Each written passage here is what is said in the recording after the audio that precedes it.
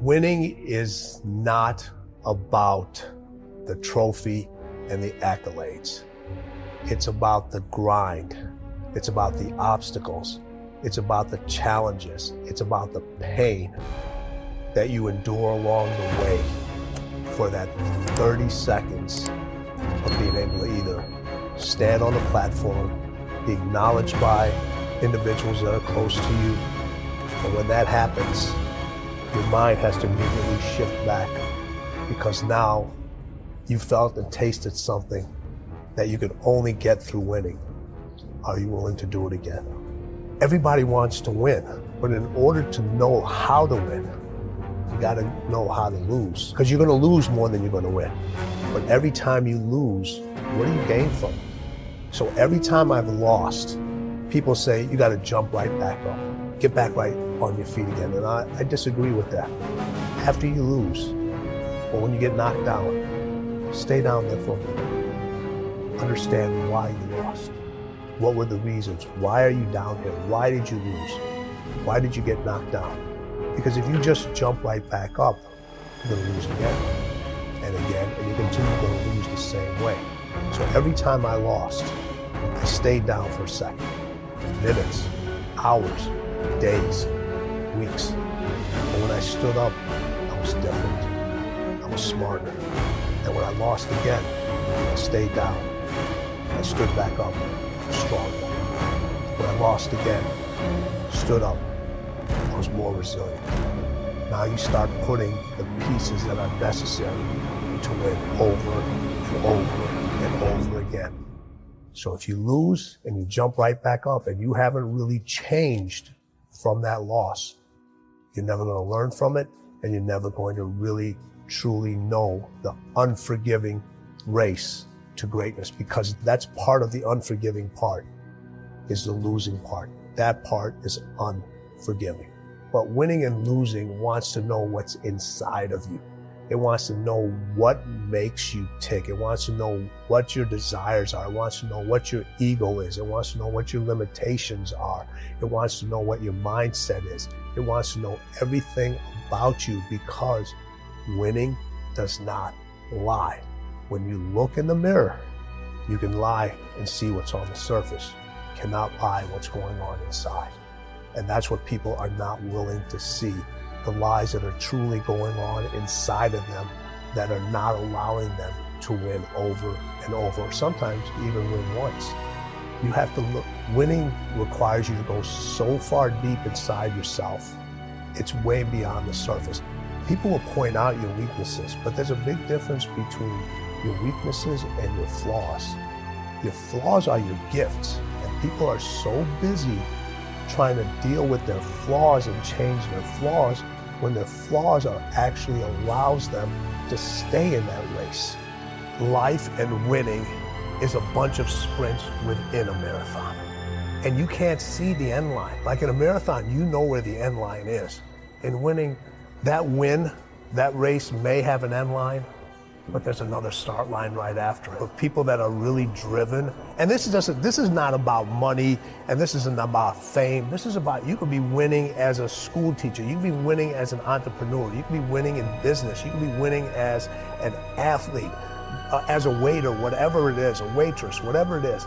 It's that every single time you sprint to that finish line, there's another start line that's coming. And that's why it never ends. It's a marathon that just keeps going, going, and going. And I try to tell people, listen, are you mentally prepared to sprint every single day? And for how long? Because somebody else is sprinting.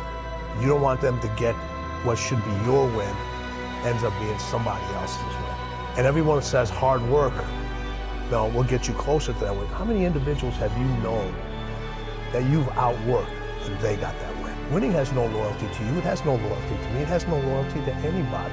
You can outwork somebody. You can outstudy them. You can do all these different things. You can apply for a job, and somebody who's less qualified ends up getting that job. Winning is in all of us. We all want to win, but the path people take to get to winning, everybody wants the end result, and they want to feel the sugar and the confetti and all that other stuff. But what you have to endure to win, no one wants to talk about. And that's what really winning is about, because you spend more time enduring it and being in and not in a good place. And I wanted to bring it out and say, hey, no matter what you do in life, where you're at, this is what winning takes. And it's in all of us. It's in all of us. You find wins every single day. And when you find that win every single day, you can get closer to whatever winning means to you. They know what winning feels like, but what it takes to go down that unforgiving race to winning, they don't want to do, because it's just too hard. So they rather stay in the middle. They rather stay, because that's where majority of the comfort is. It's in the middle. Everybody wants to be seen until it's time to be seen. Winning, in order to win, you have to be seen.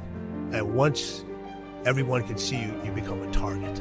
Everyone has a perception of winning, but the book talks about everything that goes along that path and what winning will bring you. And it's not always what you anticipate to be. What's the one thing to success? What's the one thing to your success? What's the one thing to making it? What's the one thing to winning? Man, if it was that easy, everybody would be doing it. But when you look at the road to winning, people look at you and they're like, you're a success, all right? But your road has so many more steps. Those steps are infinite. Sometimes you get to see them, sometimes you don't. Sometimes they're there, other times they're wobbly. And you don't know if that next step is going to be there, but you have enough belief in yourself to say, I know it's there. I'm going to take that step. I may miss the step, I may fall, I may get scraped. That step may go into quicksand, but I know there's another step. I know, I believe inside me that there's another step that I have to take, that somebody else isn't making me take. And you continue to take those. Those steps are infinite. Winning is infinite. Those steps are infinite. And you're deaf. People don't want to continue to take those steps. I don't care what kind of shape an individual's in. The greatest athletes, as much training as they ever do, if you've ever had to run up a flight of steps, it's hard. It's extremely difficult. So when people say there's 10 easy steps, or, there's 5 steps of greatness, or their steps to me are infinite. And even when you put that plan out there, people aren't willing to even take those 5 steps. Winning requires you to be different, and different scares people. So if you're worried about what others will say, the long-term effects, the sacrifices you'll make, the sleep you lose, your family being angry, I can't help you with that. There's nothing, quote, typical about lifestyle and choices you have to make. Winning is inside all of us, but for most, that's where it will stay, trapped under a lifetime of fear and worry and doubt. The race to greatness has no rules to protect you. Nothing says you're going to lose. Nothing says you're not going to get hurt. You're not going to do all this work for nothing. There's no guarantee it'll be fair. Most likely it will not be fair. You'll lose at the buzzer. You lose to someone who didn't work as hard as you did. You lose on a bad call or a bad place. Someone else will get the job. A pandemic will wipe out your season, your bank account, your career. Yet, the prize at the end of that race remains so compelling, so addictive, so gorgeous, we keep running and stumbling and sacrificing and competing to catch it. Your mind has to be stronger than your feelings. Think about every poor decision you've made in your life. There was more emotion that was involved in it than there was mine. Every single one of them. Think about it. Your feelings keep you in bed. Your mind tells you, get up. Think about it. Every single day, your mind is one that tells you, get up. And your feelings like, an extra 30 minutes, just roll with it. Don't worry about it. Listen, it's not the popular decision. You are going to hurt. You are going to piss a lot of people off. Are you going to piss them off for the short term? Or are you going to piss them off for the long term? I've had so many individuals, athletes that I used to train back in the day, and I used to tell them, you're not good enough to go to the NBA. The language of winning for people that win is completely different than the language of winning from other individuals. When I talk to all my athletes, I said, describe winning in one word to me. And everybody would think about, they would be like, it's happy, it's euphoric, it's all those things, and it is.